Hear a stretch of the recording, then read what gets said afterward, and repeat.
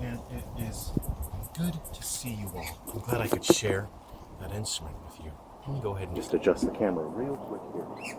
Now, this is the Ukelin, but I'll be referring to it as a lap fiddle, as I think there's a double entendre there. So, this is an instrument that is quite interesting in terms of the history of where it comes from, and generally they were prominent around the 1920s, 30s, and 40s, but eventually they lost prominence. There's a whole story to it, but I'm not really here to cover the history of that. There is a lot more research that I would like to do. There's a lot that I've heard about how this instrument was distributed and sold, but I would like to do just more research, more fact-checking before I even start to talk about that stuff. So it's got a very fun history into that. But if you have information or knowledge about the history of the ukulele, then please feel free to share that. What I want to discuss is playing this instrument. So this really disappeared from the history of the United States because it's quite cumbersome and difficult to play. And what you are expected to do is strum the chords with your left hand here. There are chord groups. There are 1, 2, 3, and 4, and you are meant to bow the melody here, play by numbers. Now that's actually not originally conceived of in the United States. That concept actually comes from Europe, especially with German violin harps or violin zithers, which are older than this instrument. So it would seem that people who were familiar with those violin harps or violin zithers in Germany thought, let's sort of make something its own beast for America. So there's the concept of that. This is quite an interesting instrument, and it has a very sweet tone, as you can hear, but this is not how it would have originally sounded exactly. The strings that were on here when I won the auction for this were steel strings that were very thick gauge that were causing the instrument to warp. As I always mention in my Zither videos, is that these old instruments, they're not made out of good quality hardwood, they were not built to last decades, and they certainly weren't built to last 100 years. So you'll find that the instruments are warping over time. So what I will do is find lighter gauge strings and string them with lighter gauges.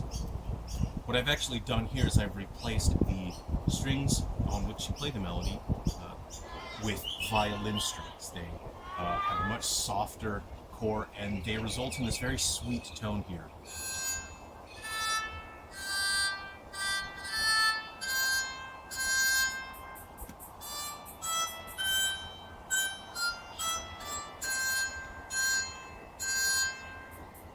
I'm going to warn you ahead of time that I'm going to make a sound that may not be pleasant, because I've left one of the original strings on here so you can see what the instrument would have sounded like with the original strings. Please prepare yourself.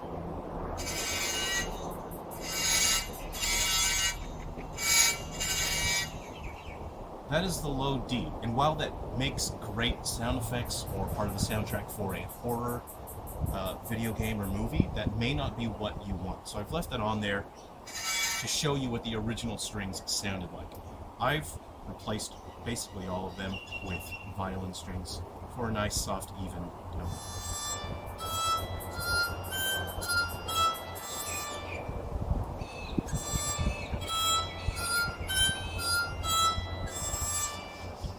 So, this lap fiddle is quite beautiful and interesting because of the sympathetic resonance. When you play one string, it actually causes the other strings to resonate. If these chord strings were tuned up, you would be getting that strong sympathetic resonance as well. But these are very thick gauge steel strings, so I've loosened them as they were causing the instrument to warp. And I'll show you something here again, because these instruments were not made out of the highest quality material. You will see that the pegs here onto which the chord strings are meant to attach are leaning forward. So they've pulled free of their original positioning and they are bending. And I'm not comfortable tuning these strings up. I tried once and I realized what was going on there. So I will replace these at some point with much lighter gauge strings. I'll use lyre strings as they are quite light gauge and they've always done the job in the past when I'm restoring zithers. I think it is likely that I will have to remove all of these because they won't fit the ball end of a lyre string, and I'll replace them with thinner pegs, and that will allow me to tune them up. But I will have to create a jig so I can nail them in at a very specific angle. I think I'll do them at a 45-degree angle because there is some wood underneath there, but I will have to try to avoid these holes. I think I'll fill them in and cover them the best I can. So that's something that's going to be a little bit time consuming. I'm quite a bit busy with work at the moment, so I won't have time to do that. But I did have it tuned up once, and I was strumming the chords, and it's interesting. I have my German violin zither that I was playing, and so going between the two instruments, it was easy to sort of understand that. So when you see these instruments, you're going to find a few different models that all vary in build quality. Obviously things that were made around, you know, if we were in wartime, you'll find that the materials are significantly cheaper and the design is actually simpler. You'll find some things in the 40s where they simplified the design and it actually doesn't have this sort of ukulele-like body. It's actually just a washboard, just a straight edge. And those were to cut down on the costs to make them simpler and easier to manufacture. But I quite like these. In terms of playability, I haven't played one of those. From what I've heard from people, they don't necessarily affect the playability of it. You'll find some have just better build materials. This is a kind of wood I see from this era that is actually quite soft. You can see under here, I've blocked up the inside as there is a crack along here that's quite significant, and when I had originally tuned the strings, that crack was widened. So what I'm going to do when I have time is, again, loosen up all the strings. I'm going to fortify that from the inside with glue in, and hopefully that'll be enough. And if not, I'll just cut a very thin internal support in there, and that will help, just sort of like a sound post in a violin. So that's this sort of serves as a chunky sound post, but that was just impromptu. It doesn't need to be that big and chunky. There's a whole bunch of material in there, but I just put that in there as I was tuning up the strings, and I had some material sitting around. I was a bit worried about that crack widening, so I'll just replace that with a sound post and put it on the inside. So I find that this is a fascinating instrument, and I feel that it does have a place in modern music still. Well, not necessarily modern music, but music that we play in our time. I think this just sounds fantastic for old-time traditional folk music. I think it can blend in with just, you know, Americana and country music.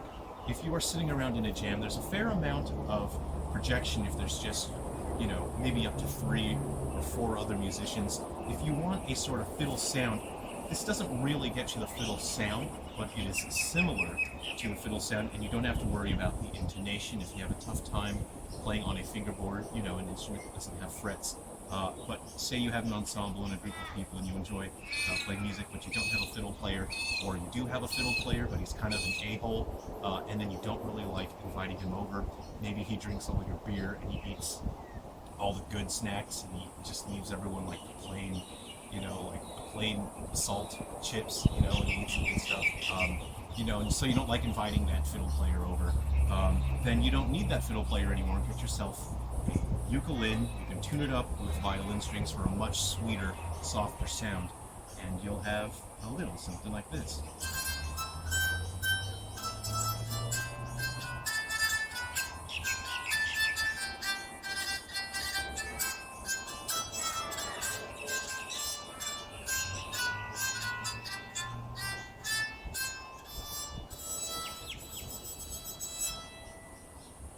You can play quite dexterously.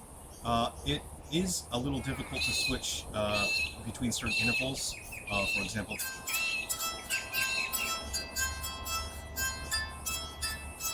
and that's just something that you develop proficiency with over time.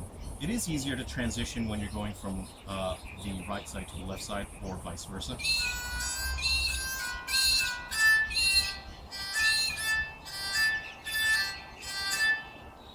You can also get some vibrato. You won't get your glissando as you would sliding up and down between notes, but you can have some vibrato.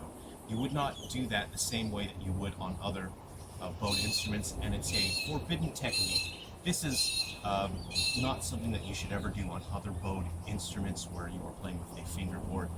It is forbidden. Only the most absolutely advanced secret ninjas should use this forbidden technique. And I'm actually fluctuating the amount of tension I'm pushing down on with the bow in order to get that forbidden vibrato.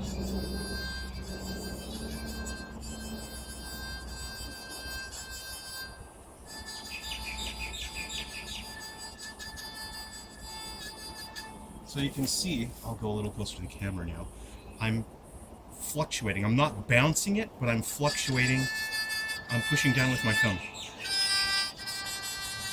I'm trying to exaggerate to make a point here.